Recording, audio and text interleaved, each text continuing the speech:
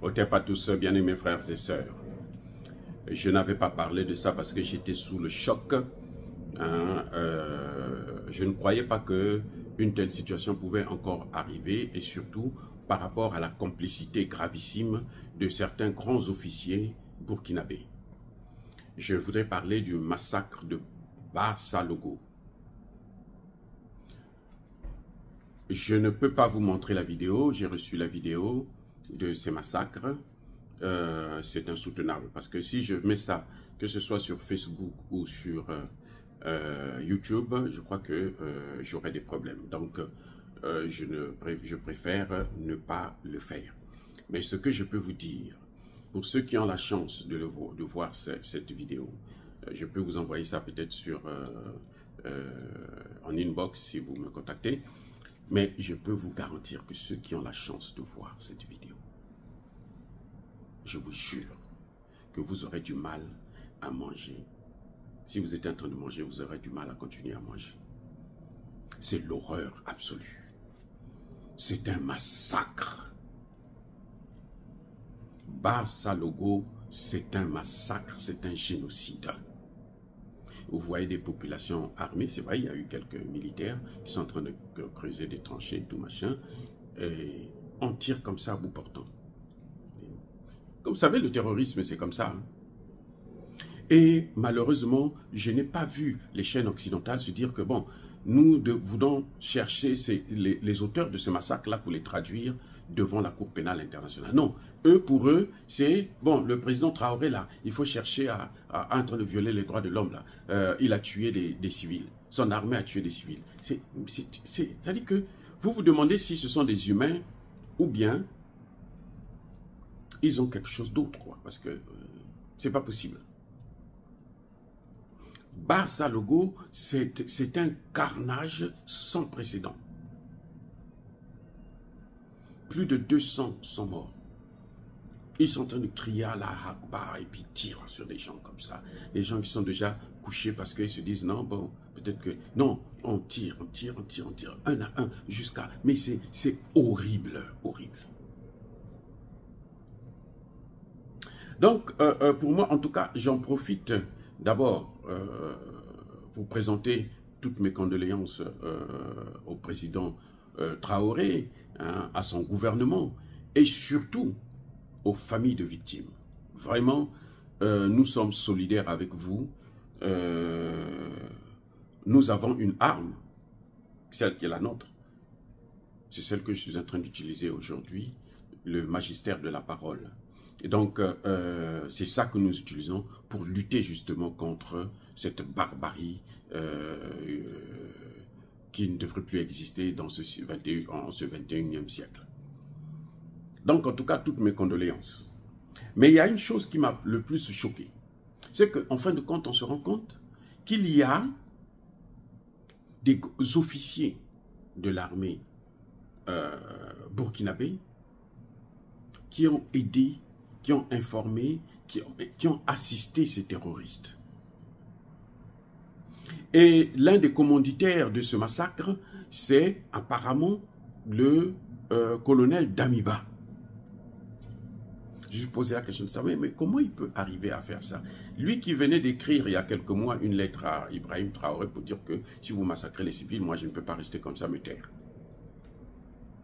Et lui-même, il organise un massacre des civils. La réponse que j'ai reçue via justement les réseaux sociaux, c'est qu'en fait, Damiba, son problème, c'est de salir l'image de Traoré.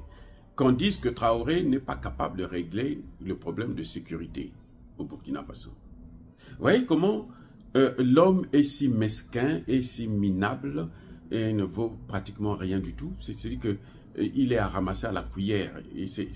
C'est un colonel gratuit en chiffon, en carton. Oui. Parce que ce n'est pas un acte comme ça qui va montrer que le président Traoré n'est pas capable de régler le problème du terrorisme. Non. En tout cas, il a contenu le problème du terrorisme.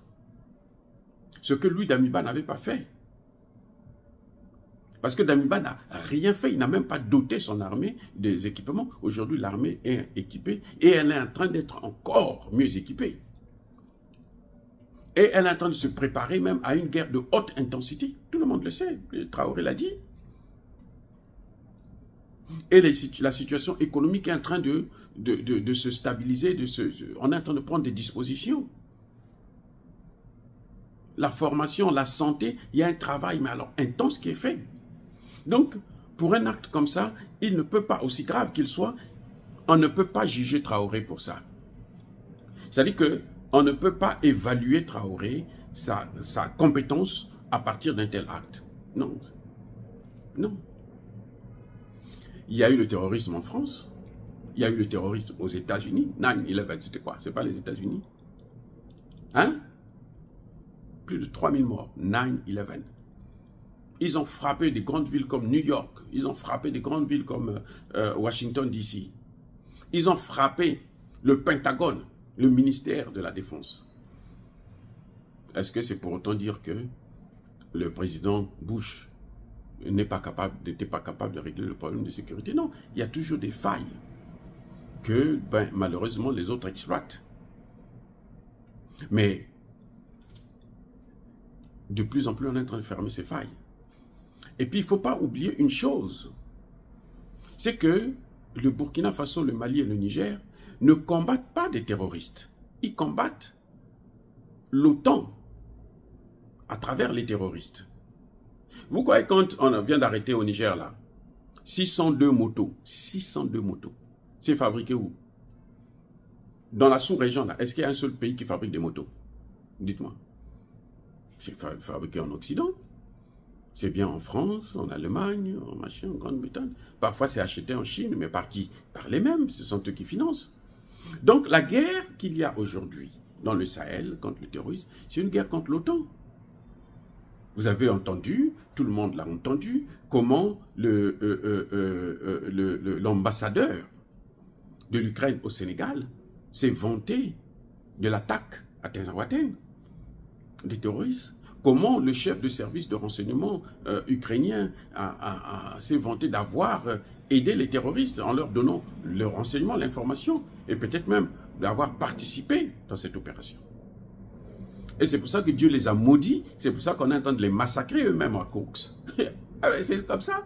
Vous croyez que le Dieu là, notre Dieu là, il est réel. Je ne parle pas de Dieu qu'eux ils sont venus nous imposer. Je dis le vrai Dieu, celui qui a créé le monde. Celui que nos ancêtres ont cru, ont respecté, ont prié. Il réagit. C'est ce que vous voyez. Ils sont en train d'obtenir des chaos. De plus en plus, ils sont en train d'obtenir des chaos là en Ukraine. Ils croyaient que, bon, avec cette petite incursion sans lendemain à Cox, Poutine allait reculer. Non, Poutine au contraire avance. Poutine a déjà pris Lugansk. Le Donbass, là, c'est Lugansk et puis Donetsk. Maintenant, il reste Donetsk. Et il reste 3 villes essentielles. 3. Il y en a une qui devrait tomber là, peut-être même que c'est déjà tombé au moment où je suis en train de parler. Pokrovsk. Après, il y a Torres et puis il y a l'autre, une 3e ville là, et puis c'est fini. Le Donbass est terminé. Voilà, donc, je crois que les Burkinabés, politiciens ou militaires pourris là, qu'ils sachent que ça ne va pas entacher l'image de Traoré. C'est pas comme ça qu'ils vont prendre le pouvoir à Traoré, non.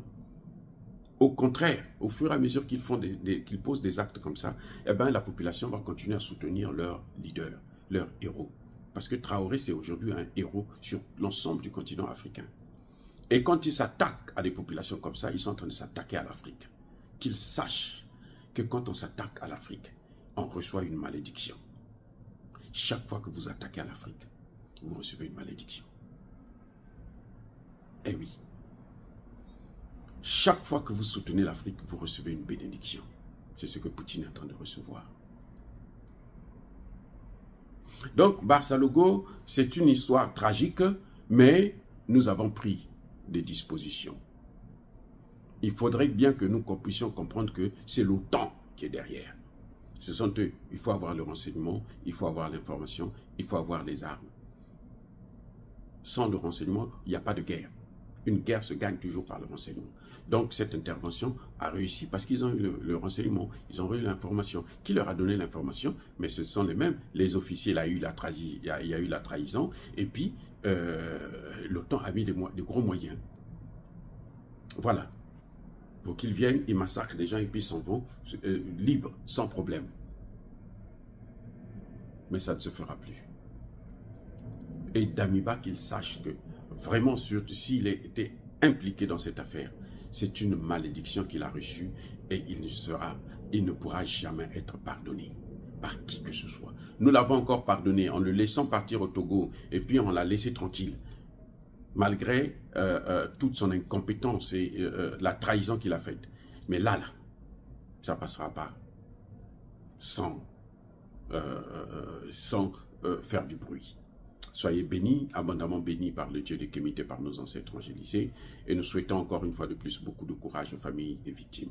Mais que tous ceux qui persécutent le continent africain, le pillent, le déstabilisent, qu'ils soient noirs, blancs, chinois, arabes, juifs, indiens, qui qu'ils soient punis, maudits, foudroyés, neutralisés, écrasés, effacés par le Dieu de Kémité, par nos ancêtres angélisés. Vive l'Afrique éternelle, j'ai dit et j'assume.